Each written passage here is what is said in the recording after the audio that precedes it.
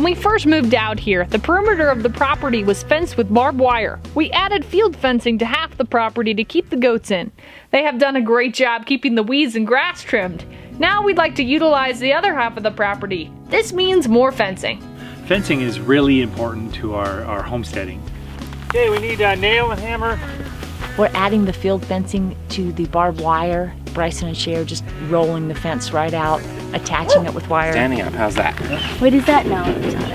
Well, Mom's working us to death and not allowing us to live our dreams. It's work, you know, you gotta get out. You gotta make sure that the goats can get out to places. Field fencing wouldn't work well for keeping goats into close quarters, but around a large area like this 5 acres, it's worked well on the other side, and I'm sure it's going to work well on this side. The great thing too is that it feeds our animals for about 6 months out of the year. Putting in a little makeshift gate to get over to the friendly neighbors. You have to say friendly. She is friendly. They're all really great neighbors. Let's look at your handiwork. The makeshift gate was basically 2 posts and then just some fencing that goes out to a T-post, and then we did a ring of wire on the bottom and just slides onto the bottom hole, push it over, and then the top wire slides over it. It's not the best gate in the world, but Good. It'll work. Clear the path. Gary runs ahead of us. He's clearing away the area by the fence.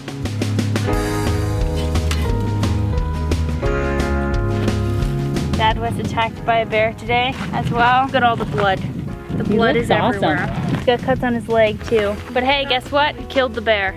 I really wanted to fence this side of the property in for a really long time. The other 5 acres that has been fenced in, sometimes the goats eat it down so much that you just really, I only see dirt there, and I get worried every year, like, oh my gosh, maybe they've eaten too much. unbelievable. But they never have. Every year the grass pops back up and grows.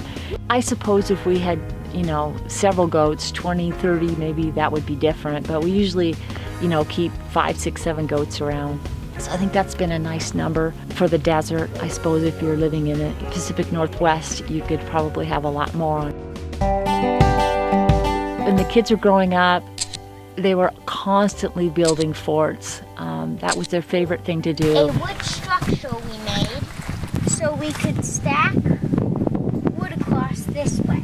We probably Branches? had 6 or 7 forts all over on the property. They just went from one to the next, building and getting more elaborate each time they did it. I have lots of memories. We had the 2-story fort. I remember we made a little inn. It was in a tree. But yeah, that was interesting. I mean, that was a really small inn. Now it's kind of cool, Our little forts were fun when we were small, but now we're building the real fort. The one to live in,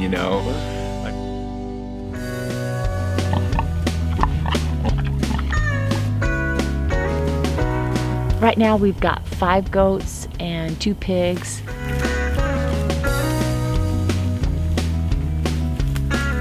I love watching the animals forage, especially the mama pig. It's really nice to have the goats because they just mow that grass right down. Having the fencing also helps us to save money.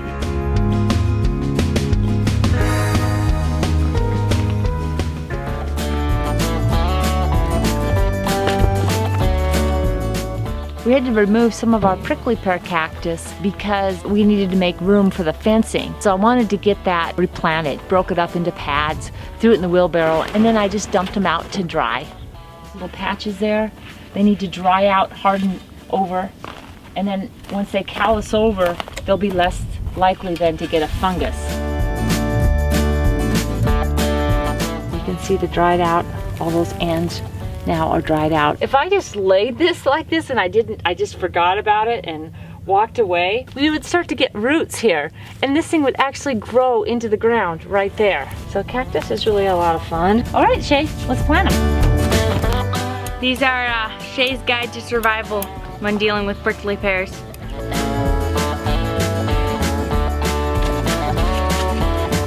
Bury these about half to a third, and then at an angle, because the roots will come out of that pad as well. Just give us a sturdier base.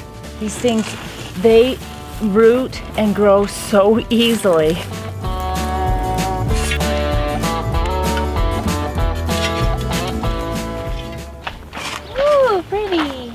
One thing about cactus, it's really easy to replant. Their roots don't really go too deep. We replant him now, and he literally won't miss a beat. Just keep growing wherever we put him. Beautiful. So Mom, why are you wanting to grow cactus? And we like the goats to be out here to groom the front area here by the house. They won't mess with the cactus. And on the other hand, we're really enjoying prickly pear jelly. Eventually we can harvest right from the front yard.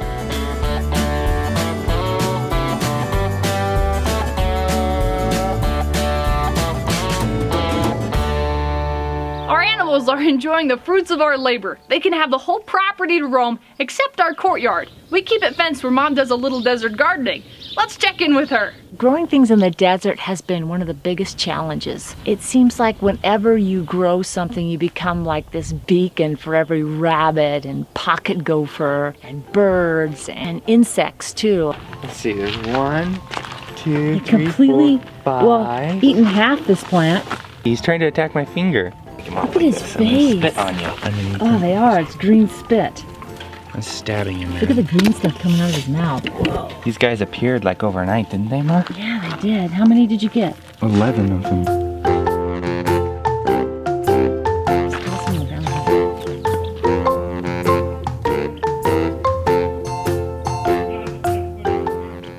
Maybe we should give them to the pigs. I don't think they're interested. Come on. Unbelievable, guys. Unbelievable. Look.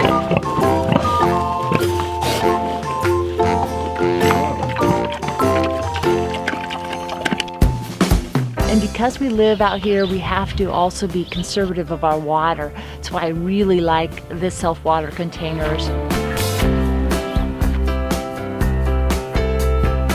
Another strategy that we use are the hugelkultures, which is a German technique that we've been using in the backyard, is to build these basins around the tree. And the idea is the trunk of the tree, the roots of the tree contain more water, hold more water that the plants then can share. So the idea is to build these mulch basins, combine that with wood chip gardening, helps keep the water from evaporating. Another thing I do is I wait until the monsoon rains are here, so midsummer, July and August, before I really start planting. When it rains and I don't have to water, and then I also have a lot of water in the rain barrels that I can use to water around the hugelkultures around each of the trees. I always get tomato plants, and here's another guy that just pop up. The hugelkultures around the trees, I just kind of let things pop up. This year we've gotten 3, 4 tomato plants. I start watering them. We got a bell pepper. That might sound a little odd, but every year it works out like that. First I was thinking I'm not going to plant anything that doesn't produce something. And flowers to me didn't produce anything edible, but what they do produce is beauty. Coming from the city, growing things wasn't something that I did, and so growing flowers is a real confidence booster. They grow easy. I like to have flowers every year because if nothing else comes up, the flowers will come up.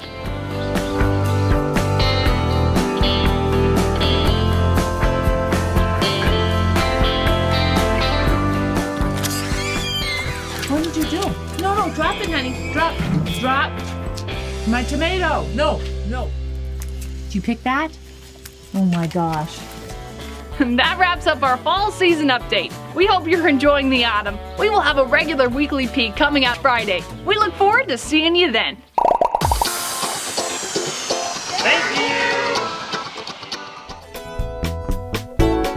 Our family moved from the city to the country. Thanks for taking part in our adventure. We have new videos every Friday evening. If you would like to help us out, you can like this video, share it, subscribe, or support us on Patreon. See the links in the description. The family's out and about, and I got this pig coming up. I don't know if you can hear her. I'm afraid she's gonna knock the whole camera down. Okay. Oops, no.